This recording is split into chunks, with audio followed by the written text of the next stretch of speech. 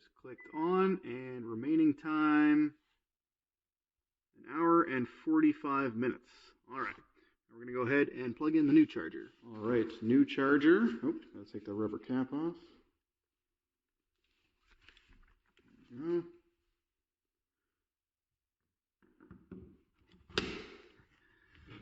All right, so still showing 85%, of course. Hour and 40 minutes. Interesting. This one's a little tiny bit faster.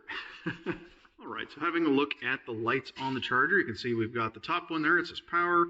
Second one is connected to the vehicle, and the third one flashing blue, showing that it's charging. If there's a fault for whatever reason, the bottom light will light up. I believe it flashes yellow if memory serves. All right, so if you're in the market for a new EV and you need a charger, or if you already have an EV and maybe you're just using a level 1 charger, check out Lectron's website, ev-lectron, that's lectron.com. Check out their inventory. They've got great prices on level 2 chargers, level 1 chargers, and also different variations of accessories for those chargers, so Tesla adapters and the like.